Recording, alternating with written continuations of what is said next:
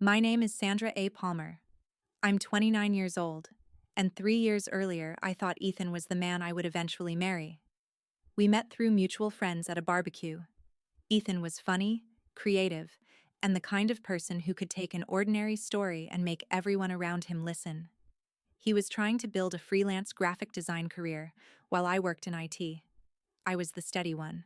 Reliable job, predictable paycheck, plans. Ethan used to say that was what he loved about me. When he lost a major client and couldn't cover rent, I paid it. We're a team, I told him. I meant it. After a year, we moved into a small apartment overlooking a park. I covered most of the expenses while Ethan developed his portfolio. Some of my favorite memories were coming home after 10 hours of debugging software and finding him sketching at the kitchen table. We would cook together and talk about the future. His dreams were spontaneous: travel, his own studio, waking up somewhere new just because he felt like going. Mine were quieter: a house, security, something lasting. I thought we balanced each other. Then Ethan started treating stability like a flaw. He would scroll through social media late at night and show me people traveling without plans. "That's living, Sandra. We could plan Europe next summer." He would smirk. "That's exactly what I mean. You have to plan everything." At first, I laughed. Then the comments became sharper. I bought him a new laptop when his died during an important project. I canceled nights with friends to help him meet deadlines. Once, after a rejected pitch left him crying at 2 in the morning, I stayed awake helping reorganize his portfolio. "I don't know what I'd do without you," he whispered. 6 months later, apparently, I was suffocating him. He started staying out late with his creative friends. Networking, he called it. If I asked questions, he would sigh. "You wouldn't understand. It's not really your scene." I once surprised him with tickets to an art exhibition he had mentioned for months. He arrived an hour late. Halfway through, he checked his phone and said, "This is sweet, but sometimes I need more edge." Then came the hidden screens. The phone turned face down whenever I entered. Work nights that didn't make sense. Comments about his ex-girlfriend being spontaneous. And one woman from his creative circle he mentioned slightly too often: Chloe. When I finally asked whether something was wrong, Ethan rolled his eyes. "I'm evolving, Sandra." Evolving. As if I were outdated software he needed to uninstall. Then came Tuesday. I walked into our apartment exhausted from a major project deadline and found Ethan sitting on the couch waiting. No kiss. No, "How was work?" Just, "We need to talk." He told me he loved me but felt trapped. He wanted a month alone. He wanted me to move out of the apartment I had largely paid for so he could reflect. Then he said the real part: "I need to know if there's more out there for me." I stared at him. "So you want me gone while you explore?" "It's not cheating, it's breathing room." Then he smiled slightly. "You're always so understanding." That sentence killed whatever part of me still wanted to fight. He expected me to leave quietly, wait patiently, then return if he decided I was still useful. So I nodded. "Take all the time you need." His face brightened with relief. That night, while Ethan watched television, I packed my clothes, laptop, documents, and anything important. The next morning, I left my key on the counter. I texted him once: "The apartment is yours. Enjoy the space." Then I blocked him. Ethan thought he had asked for 1 month. What he didn't understand was that I had just given him forever. The first week after leaving Ethan was harder than I wanted to admit. I slept on my friend Maya's couch for 3 nights before finding a short-term studio on the quieter side of the city. The place was tiny, but it had big windows, decent light, and most importantly, nobody in it who was deciding whether I was worth keeping. At night, the memories hit hardest. I remembered driving Ethan to client meetings when his car was in the shop, paying for the laptop he needed when his old one died, canceling a work trip once because he had the flu and could barely get out of bed. "You're my rock," he had whispered that weekend. Now, apparently, I was a cage. But I refused to spend the month waiting for his verdict.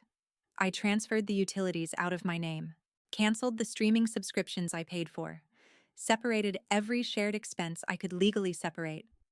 Then, I went back to the gym. I started staying later at work, not because I wanted to hide there, but because I finally had energy for my own projects again. My manager noticed. "You've got some fire lately, Sandra." I smiled. Maybe I did. About a week after I moved out, Noah texted me. Noah was Ethan's cousin. I had known him casually for years through holidays and family gatherings. He was 28, worked in marketing, and had always been quieter than Ethan. Grounded, observant. The kind of person Ethan sometimes mocked for being too normal. His message was simple. "Heard what happened. I'm sorry. If you ever want coffee and a conversation with zero family drama, I'm around." I hesitated. Dating anyone connected to Ethan's family was the last thing on my mind. But coffee wasn't dating. So I said yes. We met near a park on Saturday afternoon. I expected awkwardness. Instead, talking to Noah felt strangely easy. He didn't interrogate me about the breakup. He asked about work. We laughed about terrible movies. He told me about a hiking trail outside the city he had been trying to convince his friends to visit. At one point, he said quietly, "For what it's worth, what Ethan asked you to do was unfair." I looked at him. He said he needed space. There's a difference between needing space and asking someone to sit on a shelf until you decide whether you've found something better. That sentence landed. One coffee became a walk. Then dinner, a few days later. There was no grand plan, no revenge, no secret scheme to make Ethan jealous. Noah simply treated me like someone whose time mattered. By the end of that week, we both admitted what was obvious. We were dating. Quietly, at first. I knew how complicated the family connection could become, but when Noah reached for my hand across the table, I didn't feel guilty. I felt seen. Meanwhile, Ethan's month of self-discovery apparently wasn't going the way he imagined. I didn't ask for updates. Mutual friends volunteered them. Chloe, the woman from his creative circle I had suspected, had become more than a networking contact almost immediately after I left. Ethan started posting vague stories about freedom, chaos, and new beginnings. Chloe was exciting, impulsive, exactly what he claimed he wanted. She also turned out to be unreliable. 2 weeks into whatever they were doing, she disappeared for several days, then eventually told him she wasn't interested in anything serious. Around the same time, Ethan missed deadlines on a freelance project and lost one of his better clients. His friends stopped finding the constant drama charming. One mutual acquaintance messaged me, "Not trying to get involved, but Ethan is kind of unraveling. He keeps asking whether you've talked about him." I didn't answer. For the first time, Ethan's problems weren't mine to solve. 3 weeks after I moved out, he texted, "Hey Sandra, how are you? I've been thinking. Can we talk?" I stared at the message. Once seeing his name would have made my stomach flip. Now I mostly felt tired. I replied, "Not much to talk about. Take care." The next day came another message. "Come on. Don't be like this. I needed space and I realized how much you mean to me. I made a mistake." Then, "Can we meet?" I ignored both. That evening, Noah and I were cooking dinner when Ethan called. I almost let it ring. Then I answered, "What do you want?" His voice softened immediately. "Sandra, God, it's good to hear you." I said nothing. "I was confused," he continued. "Chloe was nothing. It was stupid. I see that now. You're the real thing." I leaned against the counter. "You asked me to leave so you could figure out whether there was something better. It wasn't like that. It was exactly like that. You're always so understanding." There it was again. The old password. The sentence that used to make me bend. This time, it did nothing. "We're done, Ethan." His breathing changed. "Wait. Sandra." I ended the call. Noah looked at me from across the kitchen. "You okay?" I nodded. And for the first time, I actually was.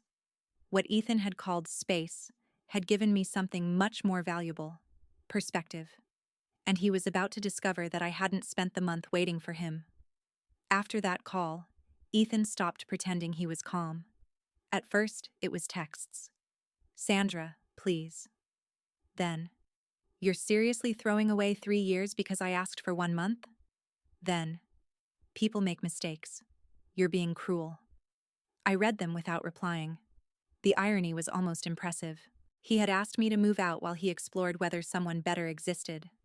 Now that I had moved on, somehow I was the one abandoning 3 years. When silence didn't work, Ethan started calling from different numbers. Then his friends joined in. One guy from his creative circle messaged me. "He knows he screwed up. Don't be petty." Another told me Ethan had been in a dark place and deserved compassion. I had given Ethan compassion for 3 years. Apparently, nobody remembered that part. Then his mother called. "Sandra, this is getting ridiculous." I closed my eyes. "Good evening to you too. Ethan is hurting. Whatever happened between you two, family shouldn't be dragged into it." I knew immediately she meant Noah. "This is between Ethan and me. You're dating his cousin. I'm dating a man who is single. You know what that does to Ethan." I almost laughed. Ethan's choices were always explained by his feelings. Mine were judged by how they affected him. "With respect," I said. "Ethan asked me to leave. He pursued another woman. He doesn't get to reserve me in case that doesn't work out." She went quiet. Then, "You could be the bigger person." I already was. That's how I ended up here. I ended the call. After that, Ethan's apologies became anger. One voicemail started with, "I love you." By the end, he was calling me cold. Another accused Noah of taking advantage of me while I was vulnerable. Then came the message that told me exactly where Ethan's head was. "You're just dating him to punish me." I showed Noah. He read it and shrugged. "Does he think every decision you make is secretly about him?" That seems to be the theme. Noah never pressured me to respond. Never pushed me to prove our relationship was serious. That difference mattered. With Ethan, love had slowly become something I had to earn by accommodating him. With Noah, there was room. Actual room. Not the kind that required somebody else to move out. By October, Ethan's life had started deteriorating beyond the breakup. Chloe had completely disappeared. A mutual friend told me she had already moved on to another guy. Ethan lost another freelance contract after missing deadlines. His credit cards were apparently nearly maxed.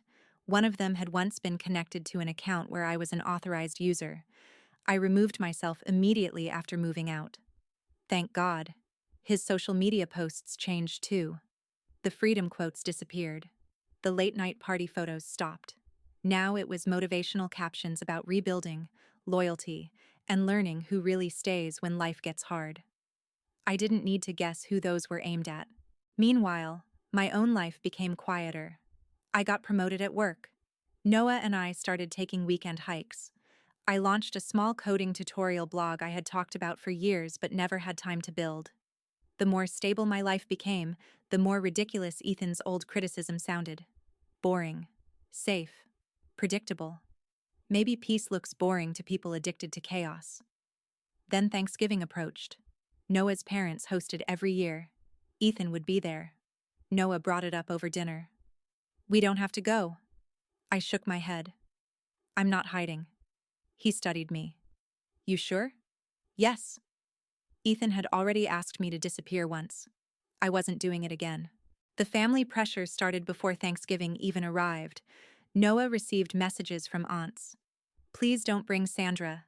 Ethan has learned his lesson. This will humiliate him." Noah showed me one and said, "Interesting how nobody cared whether asking you to leave humiliated you." Exactly. Thanksgiving afternoon, we arrived early. Noah's parents welcomed me warmly. For an hour, everything felt almost normal. Then the front door opened. Ethan walked in alone. He looked thinner, tired. His smile disappeared the second he saw Noah's hand resting against my back. He stared at us across the room, and I knew immediately that whatever dignity he had left wasn't going to survive dinner. Ethan stood near the front door for a few seconds like he had walked into the wrong house. His eyes moved from me to Noah, then back to me. Nobody said anything immediately, but the tension changed the entire room. Noah leaned closer. You okay? I'm fine. And I was. That surprised me. Months earlier, I would have been terrified of this moment. I would have worried about Ethan's reaction, his family's opinion, whether dating Noah made me look cruel. Now I just felt tired of carrying responsibility for emotions that weren't mine. Thanksgiving continued. People talked louder than usual. Someone turned up the music. Noah helped his father with drinks while I stood near the kitchen counter. That was when Ethan approached. Sandra. I turned. Hi. His eyes flicked toward Noah. Can we talk privately? No. His jaw tightened. Please. I sighed. If you have something to say it here. For a second, the old Ethan appeared, the charming version who knew exactly which expression made me soften. I've changed. I said nothing. The whole space thing was stupid. Still nothing. Chloe was a mistake. Everything after you left was a mistake. He stepped closer. I know what I want now. I almost felt sorry for him. Almost. You knew what you wanted when you asked me to move out. No, I was confused. You wanted freedom. I wanted perspective. And you got it. His voice dropped. I want you back. There it was. No apology for making me leave. No acknowledgement of the months I spent carrying our relationship while he treated me like something dependable but uninspiring. Just a request to restore the old arrangement now that the alternative had collapsed. No. His face changed. What? No, Ethan. He stared at me. Then he looked toward Noah again. You're seriously with him? Yes. My cousin? Yes. A few people nearby had gone quiet. Ethan noticed. His embarrassment turned into anger. This is unbelievable. Noah walked over. Ethan, stay out of it. Noah stopped beside me. I'm not going anywhere. That was enough to push Ethan over the edge. You think this is normal? He demanded. I asked for 1 month, Sandra. 1 month. And you immediately jumped into bed with my cousin? I felt every eye in the room move toward us. There was a time when that would have embarrassed me. Instead, I remembered packing my clothes while Ethan watched television. You didn't ask me to wait, I said. What? You asked me to leave so you could decide whether you wanted me. That's not. You wanted to see if there was something better out there. His face flushed. That doesn't mean you date Noah. I almost laughed. So the rules were that you could explore, but I was supposed to sit quietly until you came back. I made a mistake. And mistakes have consequences. His mother moved closer. Maybe everyone should calm down. Ethan ignored her. You gave me 3 years. No. He blinked. I gave our relationship 3 years. You're the one who decided it needed an audition process. A couple of relatives looked down, suddenly fascinated by their drinks. Ethan's voice cracked. I was figuring myself out. And I figured myself out too. He shook his head. Noah is a rebound. Noah's hand rested gently against mine. I looked at Ethan. He isn't. You don't know that. I know how I feel when I'm with him. That hurt him. I could see it. But I wasn't saying it to hurt him. That was the difference. With Noah, I didn't constantly wonder whether I was too boring, too stable, too practical. I didn't need to perform excitement just to keep someone interested. I could simply exist. Ethan laughed bitterly. You think he's better than me? This isn't a competition. It obviously is. No, that's the problem. You always thought there was something out there you were supposed to upgrade to. His expression hardened. You're nothing without me. The room went completely quiet. Even Ethan seemed surprised by what he had said. I looked at him for a long moment. Months earlier, those words would have crushed me. Now they sounded ridiculous. I got promoted after you left. He said nothing. I started the project I kept postponing. His face tightened. I rebuilt my savings. Noah looked at me, but I kept my eyes on Ethan. I sleep better. Silence. And I'm with someone who doesn't need to lose me before deciding I have value. Ethan's eyes filled with tears. You'll regret this. I shook my head. You asked for space. I paused. I gave you forever. He looked at Noah, then at me. For a moment, I thought he might say something else. Instead, he grabbed his coat and walked out. The front door slammed. Nobody chased him. That might have been the part that hurt him most. Thanksgiving dinner continued. Not perfectly. Not comfortably at first. But eventually people started talking again. Noah sat beside me. Under the table, he squeezed my hand. You okay? I smiled. Yeah. Later that night, we drove home beneath strings of holiday lights. I expected to feel triumphant. I didn't. I felt peaceful. Ethan had asked me to leave because he thought stability was boring and chaos might offer something better. It did. Just not for him. His request for space ended the relationship he assumed would always be waiting. And the strangest part? Dating Noah wasn't the revenge. Getting promoted wasn't revenge. Watching Ethan's fantasy collapse wasn't revenge. The real victory was realizing I had spent years trying to convince someone that being dependable, loyal, and steady was valuable. I don't do that anymore. The right person doesn't confuse peace with boredom. Noah never did. Ethan became exactly what he had made me feel like, an option from a life I had already outgrown.